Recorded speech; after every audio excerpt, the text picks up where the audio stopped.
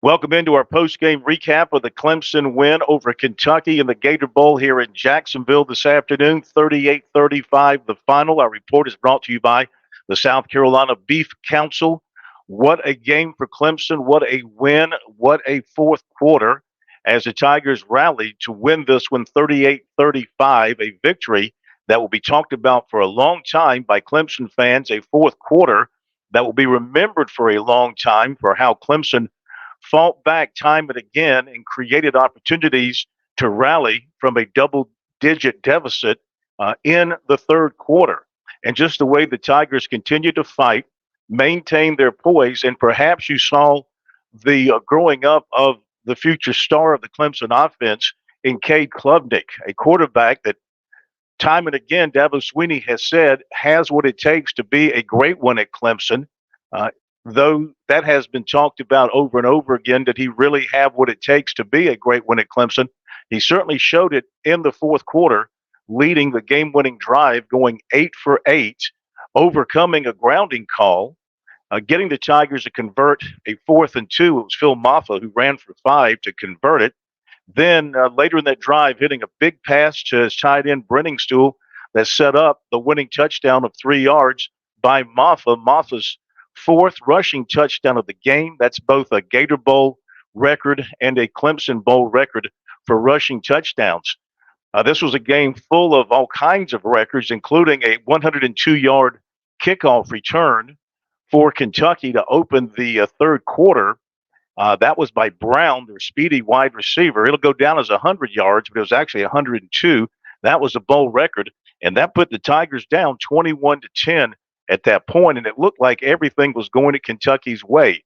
But Clemson came up in the fourth quarter with one big defensive play after another. You had in the fourth quarter 42 points. You had 5 turnovers and 5 lead changes. That's how exciting the fourth quarter was. Clemson at one point had 3 takeaways in a row from the Kentucky offense, and they finished with 4 takeaways in the fourth quarter. They had an interception to seal the win in the final seconds. Klubnik, as I mentioned, was 8 for 8 on that final drive, and the way he ran the offense, especially in that 2-minute attack, was something to watch. He maintained his poise. He did not try to overthrow things in the offense as far as trying to force a big play down the field. He took what the defense was giving. Kentucky was, they weren't putting a whole lot of pressure on him, though they did sack him 8 times in the game. On that last drive, they kind of played coverage, and Klubnik was able to hit his receivers 8 consecutive times to move the Tigers down the field in position for that winning touchdown. It's not been often in Clemson football history the Tigers have overcome a double-digit deficit in the second half to win a football game, but they did that today. Clemson finished with 367 yards to 398 for Kentucky, and the Tigers had 11 points off turnovers. That was big for them.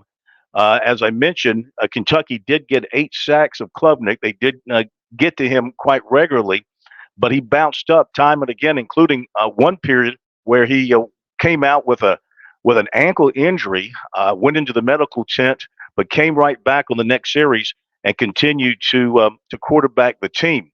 For the game, Klubnik finished 30 of 41 with 1 interception, 264 yards. His 2 bowl appearances, you go back to last year, he threw for 320 yards. He throws for 264 today. Maffa was outstanding, 71 yards rushing, but those 4 touchdowns for the Tigers, including that game winner in the final seconds. Will Shipley had 29 yards rushing, but he also suffered a knee injury late in the game that ended his day, and they'll know more about his situation after an MRI is done. Brenningstool was huge. He was targeted 10 times. He caught 9 passes for 91 yards. Stellato caught 5. And really big down the stretch was Tyler Brown.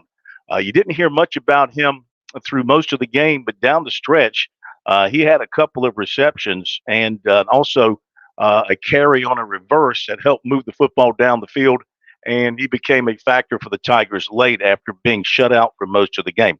And of course, the other big item was Jonathan Whites, who hit 3 more field goals, including a 52-yarder as Clemson was going back and forth with the lead. He hit a 52-yarder that hit the crossbar and bounced over, and that was big for the Tigers at that point. So, and defensively, Barrett Carter was huge for Clemson. He came up with a key strip and a fumble recovery, and the Tigers secondary, depleted as it was, had some issues allowing some big plays down the field. Kentucky had a number of big plays, hit some big plays in the passing game.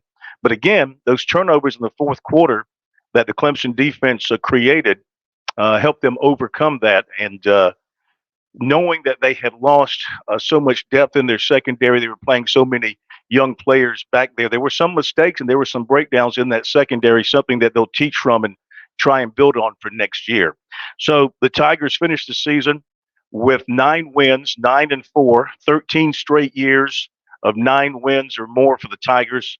Only Alabama has done that. And they finish on a 5-game winning streak. And they will open up next year with another SEC foe, be their 3rd straight SEC game. They played South Carolina.